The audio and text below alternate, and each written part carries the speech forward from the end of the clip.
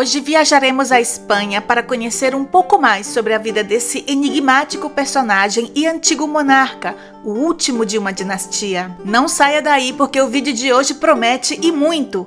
Para começar, a sua tataravó ou pentavó foi Isabel a Católica e se casou com seu primo segundo, Fernando de Aragão, e geraram a sua tataravó, Joana de Castela, mais conhecida como a Louca. Ela se casou com outro primo, Filipe de Habsburgo. Aqui damos início à união da coroa espanhola com a casa Habsburgo. Eles geraram o seu trisavô, Carlos I, que se casou com uma prima, Isabel de Portugal. Eles geraram o seu bisavô, Filipe II, que se casou pela quarta vez com uma sobrinha, Ana da Áustria, que tiveram ao seu avô, Filipe III, que se casou com uma prima, Margarida da Áustria. Eles tiveram Filipe IV, o seu pai, ao que alguns consideram que já tinha alguma deficiência intelectual. Ele também se casou aos 44 anos com a sua sobrinha de 14, Mariana da Áustria. São nada menos que 16 gerações de desenfreada endogamia. Ele foi chamado de o enfeitiçado ou o deformado. Havia recebido como herança dos seus antepassados um império com territórios na Europa, América, Ásia e outros continentes. Infelizmente, junto com essas posses, ele também herdou umas tristes características físicas, patológicas e mentais como resultado dessa endogamia praticada pelos seus ancestrais. Quando faleceu aos 39 anos, ninguém imaginou que viveria tanto. Com ele desapareceu a dinastia Habsburgo espanhola. Começava um novo século e se iniciou a dinastia Bourbon, que perdura até hoje. Mas antes, peço que se você ainda não estiver inscrito, inscreva-se para ajudar o canal a crescer. Assim eu posso continuar trazendo essas interessantíssimas histórias de monarcas do passado.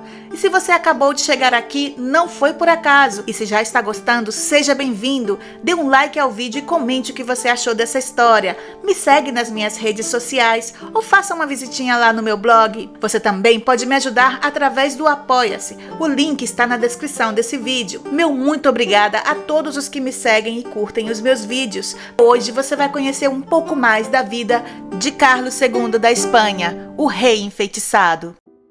Carlos da Áustria e Habsburgo nasceu em 6 de novembro de 1661, na cidade de Madrid, na Espanha. Ele era o filho do rei espanhol Filipe IV da Áustria e da sua segunda esposa, a rainha Mariana da Áustria.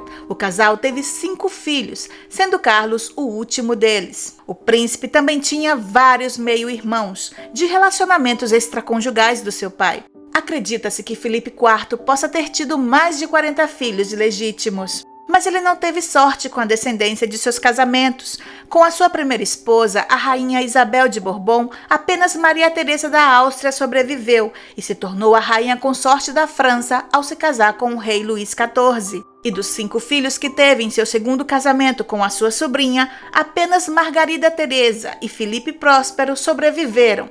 Mas 5 dias antes do nascimento de Carlos, o príncipe herdeiro Filipe Próspero faleceu com apenas 4 anos. Podemos imaginar a tristeza que havia no palácio durante o nascimento de Carlos. Mas, como diz o ditado, desgraça pouco é bobagem, o recém-nascido parecia muito frágil para sobreviver os primeiros dias de vida. Dizem que todos ficaram assustados e surpresos com a aparência daquela criança, que apresentava crostas na cabeça inteira e muitas erupções na pele. O pior é que todas as esperanças da coroa espanhola foram depositadas naquele infante doentio.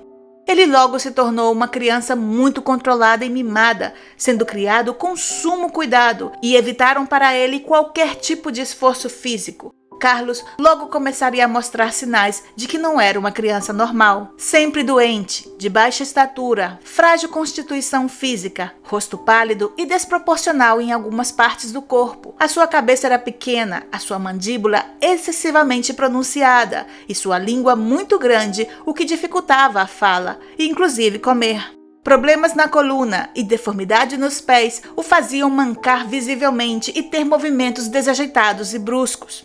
Desde a infância, ele sofreu com crises epiléticas frequentes, vômitos, problemas respiratórios, insuficiência renal e uma série de distúrbios digestivos e imunológicos que lhe causavam intensas dores.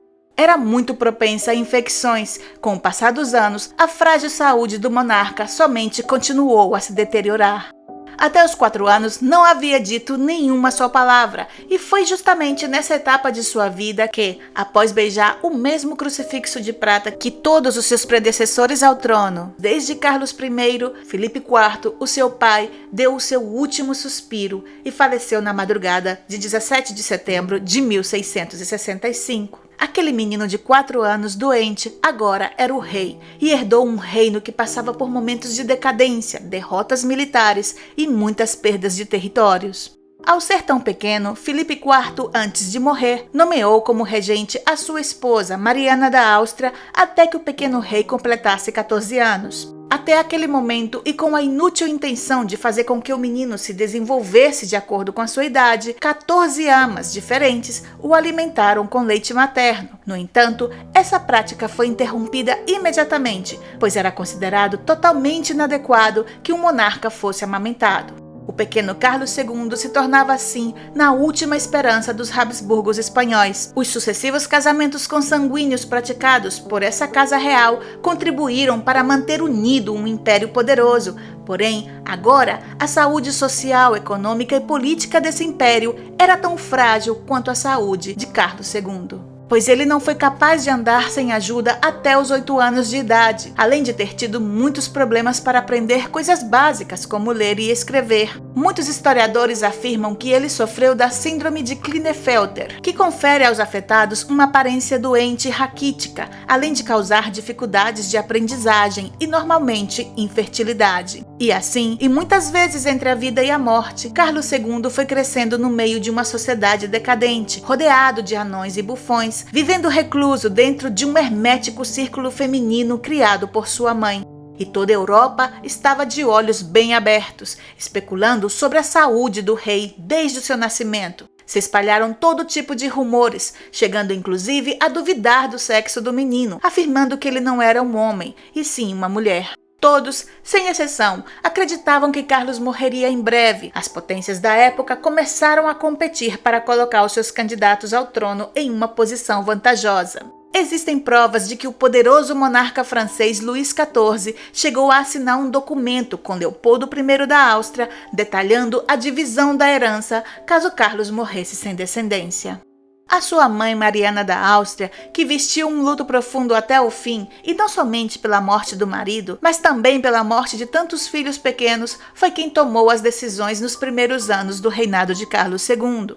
Ela teve que passar por grandes dificuldades e muitas humilhações, como ver o exército francês marchando em Flandres. E tremendas perdas. Em 13 de fevereiro de 1668, através do Tratado de Lisboa, a coroa espanhola reconheceu a independência de Portugal. Ela não tinha nem mesmo o apoio da nobreza para lhe ajudar na defesa da monarquia, não confiava em ninguém e passou a depender cada vez mais dos conselhos do seu confessor, Juan Everardo Neufeld, o jesuíta austríaco que a havia acompanhado à Espanha. Ele também era membro do Conselho de Estado. A rainha o nomeou como inquisidor-geral, o que o tornava o homem mais poderoso do reino. Ele era um homem de princípios morais muito rígidos e exercia na sombra a alta política sem nem mesmo ser um político. Controlou totalmente a consciência da rainha Mariana. Dos mais de 40 filhos bastardos que havia deixado Fernando IV, ele reconheceu apenas um, Dom João José da Áustria, que era fruto dele com Maria Calderón, uma atriz de comédia popularmente conhecida como La Calderona. Ele foi ganhando prestígio militar em suas campanhas em Nápoles e Catalunha, onde teve um papel importante na rendição de Barcelona após 12 anos de separação da monarquia e acabou se tornando a esperança de muitos. Mas, estrategicamente, foi excluído do Conselho do Governo, mesmo sendo um prestigiado político. A nobreza o apoiava e ele era a maior oposição que a regente Mariana da Áustria enfrentava naqueles momentos. No inverno de 1669, enquanto o rei sofria um forte problema de saúde, os astrólogos previam sua morte e a ascensão do seu meio-irmão ao trono. Na corte, Dom José da Áustria enfrentou a regente Mariana da Áustria. Pressionada, ela substituiu o jesuíta Juan Everardo por Fernando de Valenzuela. Em novembro de 1675, Carlos completou 14 anos e chegou o momento de governar seus estados, como o seu pai ordenou no testamento. Carlos, naquele momento, era um jovem mimado e mal educado por tutores incompetentes. Em 17 de janeiro de 1677, um grupo de mais de 500 soldados se dirigiu ao Mosteiro do Escorial, onde Valenzuela havia sido isolado, com a intenção de prendê-lo. Pressionado pela nobreza, o rei decretou a prisão de Valenzuela e o seu exílio para as Filipinas. Dona Mariana foi enviada para viver em Toledo e Dom José da Áustria foi ovacionado como salvador dos Habsburgos espanhóis. Em 1679, Sua Majestade o Rei Carlos II parecia feliz. Ele estava prestes a completar 18 anos e o seu embaixador estava em Paris, organizando o seu casamento com Maria Luísa de Orleans. Ele estava profundamente apaixonado desde que recebeu o primeiro retrato de Maria Luísa. Todos concordavam que o rei deveria se casar o mais rápido possível. Nesses meses, os preços dos alimentos dispararam e todos culpavam ao governo de Dom José da Áustria, que estava no poder há 2 anos e que agora estava doente e sem apoio. Ele pôde governar enquanto conseguiu manter influência direta e exclusiva sobre o seu meio-irmão, o rei. No entanto, o partido francês começou a ganhar espaço na corte espanhola com o iminente casamento do monarca. A queda de João José da Áustria foi tão rápida quanto o seu breve mandato de 2 anos. Ele acabou tendo que enfrentar a mesma nobreza que antes o havia levado ao poder. Não fez um mau governo, tentou reformar o Estado, mas enfrentou uma forte oposição. Os jesuítas lançaram uma campanha satírica que danificou definitivamente a sua imagem. O seu meio-irmão, o rei Carlos II, preocupado com os preparativos do seu casamento com Maria Luísa, nem sequer o visitou nos últimos dias de sua doença. A morte chegou para ele em 17 de setembro de 1679. E enquanto seu cadáver era conduzido para o seu sepultamento, Carlos II viajava para Toledo para se reconciliar com sua mãe Mariana.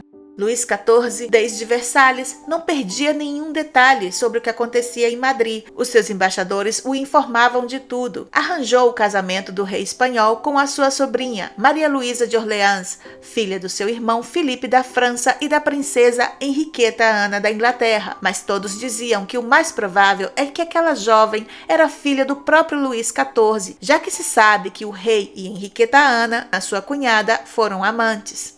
Os confrontos da Espanha com a França de Luís XIV foram constantes e continuaram durante o reinado de Carlos II. Em 17 de setembro de 1678, foi assinada a Paz de Nimega, uma paz humilhante para a Espanha. Todos os territórios do sul dos Países Baixos e no Franco Condado foram perdidos, enquanto a França ganhava tudo e se consolidava como a grande superpotência emergente, substituindo a hegemonia do Império Espanhol. Depois de alguns obstáculos, finalmente ocorreu o casamento de Carlos II com Maria Luísa de Orleans em 1679. Embora Carlos se mostrasse muito emocionado e feliz ao conhecer a sua esposa, o mesmo não pode ser dito dos sentimentos dela, que já havia recebido notícias sobre a escassa atratividade do seu marido. E também era de conhecimento público o pouco cuidado que o rei tinha com a sua higiene e aparência pessoal. Dizem que quando ela recebeu o retrato do seu noivo na França, disse diretamente que não se casaria com ele e ameaçou com ir a um convento, mas nada disso adiantou. No final, ela se ajoelhou aos pés do seu tio, implorando que a livrasse daquele suplício. Luís XIV sorriu e disse: "Por favor, levante-se, majestade. A rainha da Espanha somente deve se ajoelhar perante Deus." Passaria os anos mais tristes de sua vida naquela corte. Sempre estava sendo vigiada pela severa camarista Mor. Acostumada com o esplendor, as festas e os luxos de Versalhes, a corte espanhola, extremamente simples e sóbria, pareceu horrível aos olhos daquela jovem de 17 anos. Maria Luísa de Orleans despertava desconfiança entre aqueles que achavam que tudo o que era francês cheirava a pecado. Ela gostava de dançar, tocar música e cavalgar. Mas em Madrid, tudo aquilo era proibido para ela. Foi muito criticada por ser vaidosa e por sua forma de vestir. A corte de Madrid proibia terminantemente aqueles decotes, as cores extravagantes e a dança. A camarista Mor a repreendia por tudo, às vezes porque o seu vestido era muito chamativo, outras porque queria acompanhar o rei em suas jornadas de caça, e também pelo seu comportamento pouco modesto. Por outro lado, Mariana da Áustria voltou à corte adotando uma atitude mais submissa e moderando suas intrigas. O pouco interesse da nova jovem rainha fez com que a rainha-mãe fosse mais flexível com ela, permitindo que ela desse passeios a cavalo e que tivesse mais liberdade na corte. Porém, continuou constantemente vigiada, já que todos desconfiavam de que ela era uma espia de Luís XIV. Então, o que fizeram foi cercá-la de damas e pajens espanhóis, dispensando as damas que ela havia trazido consigo da França. Apesar de que Maria Luísa de Orleans pouco se importava com os interesses do seu tio Luís XIV e nunca deu sinais de que trairia o seu esposo para beneficiar França de algum modo. Com o tempo, ela foi ficando cada vez mais isolada e passava dias sozinha, com 2 papagaios, aos que tentava ensinar palavras em francês.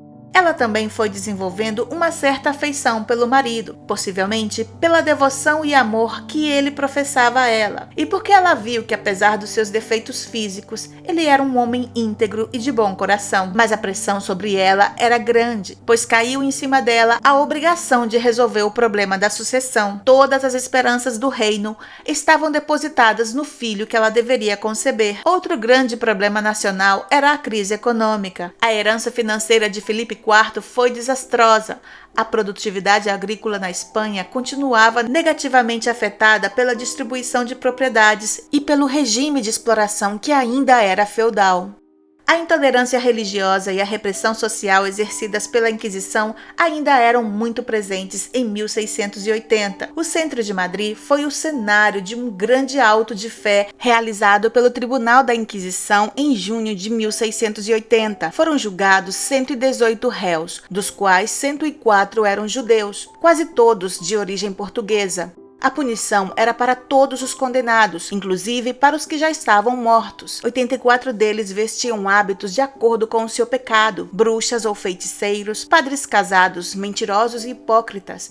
34 conseguiram escapar. Mesmo assim, uma estátua foi colocada representando-os no julgamento, e muitos dos condenados ali presentes foram queimados vivos. Nesse ato público, realizado na Praça Maior de Madrid, estiveram presentes Carlos II, a sua mãe Mariana da Áustria e sua esposa Maria Luísa de Orleans. Os reis eram os maiores defensores da ordem doutrinária, considerada o fundamento da monarquia. A rainha Maria Luísa não foi uma rainha popular, em parte por rejeitar o estilo da vida da corte espanhola, mas principalmente porque os anos passavam e as esperanças de conceber um herdeiro estavam se perdendo. O povo começou a inventar canções e versos sobre ela. Um verso muito popular era: existem 3 virgens em Madrid, a de Almudena, a de Atocha e a rainha Nossa Senhora. Carlos II jamais admitiria a sua esterilidade e as pressões sobre a sua esposa para engravidar se multiplicaram. Foi obrigada a tomar estranhas poções, supostamente para aumentar a sua fertilidade, mas com isso só conseguiu contrair uma grave doença intestinal. Após sofrer uma queda de cavalo durante exercícios de equitação, a rainha ficou gravemente doente. Maria Luísa de Orleans faleceu 9 anos após a sua chegada ao trono, em 12 de fevereiro de 1689, prestes a completar 27 anos de idade. Surgiram rumores de que ela havia sido envenenada. Carlos II, seu esposo, que estava perdidamente apaixonado por ela, chorou desconsolado durante vários dias. Um mês depois, foi acordado um novo casamento. A segunda esposa de Carlos II, Mariana de Neuburgo, casou-se por procuração. Quase um ano após o casamento, os cônjuges se conheceram em Valladolid. Dizem que esse encontro foi bastante frio, longe daquela emoção que o rei sentiu ao conhecer a sua primeira esposa. Mariana de Neuburgo foi trazida à corte por ser membro de uma família famosa pela fertilidade das suas mulheres. Ela era uma mulher controladora e teve terríveis discussões com o rei. Ela soube manipular as esperanças depositadas nela, fingindo falsas gravidezes sempre que lhe convinha. A nova rainha deixou claro desde o início a sua vontade de se envolver nos assuntos do governo. Assim, conseguiu afastar Mariana da Áustria de seu filho, nomear um confessor confiável para o rei e destituir o seu ministro. Ela tinha um caráter colérico e dominante, que conseguiu anular totalmente a vontade de Carlos II, que ficava horrorizado com os acessos de ira de sua esposa. Mas ela não conseguiu engravidar, e as últimas esperanças de Carlos de gerar um herdeiro estavam se esgotando. As potências estrangeiras se apressaram em competir novamente para colocar seus candidatos no trono. O candidato austríaco era o arquiduque Carlos da Áustria, neto do imperador Fernando III e primo de Carlos. O candidato francês era Filipe de Anjou, neto de Luís XIV e Maria Teresa, a irmã mais velha de Carlos II. Todos os membros da corte espanhola, incluindo a rainha e a mãe do rei, conspiravam a favor ou contra um ou outro dos candidatos ao trono. A situação de Carlos II nos últimos anos era patética. E foi quando se espalhou a notícia de que Carlos não podia ter descendência porque estava enfeitiçado, embora já se falasse disso desde quando ele era menino. Mas a ideia dos feitiços ganhou força especialmente nos últimos anos de vida do rei. O confessor do rei, Frei João de Jesus Maria, juntamente com o inquisidor Rocabertí e o arcebispo de Toledo, Portocarrero, solicitou os serviços de um exorcista renomado, Frei Antônio Álvares Argüelles. Ele deveria perguntar ao demônio se o rei estava sofrendo algum feitiço ou encantamento. A resposta veio através de algumas freiras que foram imediatamente possuídas no povoado de Cangas de Onís. Ao que parece, Lúcifer respondeu que o rei estava possuído e que os culpados eram a rainha-mãe e alguns políticos afins a ela, todos partidários da sucessão austríaca. O partido austríaco, que agora estava em uma posição bastante desfavorável, ficou preocupado e enviaram um capuchinho de Viena, especialista em interrogar demônios. E dessa vez, eles se manifestaram falando em francês. Durante o tempo em que os rituais ocorreram, o rei suportou o impensável, bebeu grandes quantidades de óleo bento, passou dias prolongados de jejum, orações incessantes, sem descanso, até o ponto de exaustão, açoitamentos, banhos em água benta gelada e inúmeros tormentos, na tentativa de expulsar os demônios. Segundo os eclesiásticos, os demônios foram expulsos tanto do palácio como do corpo do monarca, mas a sua saúde não melhorou. O tratamento do rei causou um escândalo na corte espanhola e ridicularizou bastante a sua imagem em toda a Europa. A rainha Mariana de Neuburgo decidiu pôr fim a tudo aquilo e mandou prender o confessor real e o enviado de Viena, que tiveram que enfrentar um processo inquisitorial. Finalmente, o partido francês, com o apoio da opinião pública, conseguiu se impor sobre o partido austríaco. Carlos II foi um rei incapaz de sustentar uma política própria e, embora tenha tido momentos de lucidez, nunca chegou a governar verdadeiramente. Durante seu reinado, a Espanha continuou envolvida em várias guerras que acabaram por dilacerar ainda mais a sua já denegrida imagem na Europa. Em um dos últimos dias de sua vida e em um estado de saúde lamentável, Carlos II se trasladou para o Escorial, onde mandou abrir os sepulcros dos seus antepassados. Ao contemplar os restos de sua primeira esposa, o rei chorou a noite inteira. E após numerosas pressões, ele, em seu último testamento, designou Filipe de Anjou, neto de Luís XIV, como seu sucessor, mas deixou claro que as coroas da Espanha e da França não poderiam ser unidas. E antes de perder a consciência, ele disse: "Somente Deus é quem dá os reinos, pois somente a ele lhe pertencem. Já não sou nada."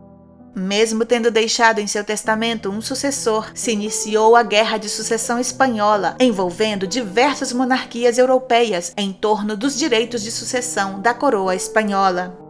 No dia 1º de novembro de 1700, pouco antes de completar 39 anos, faleceu o último rei da dinastia Habsburgo na Espanha.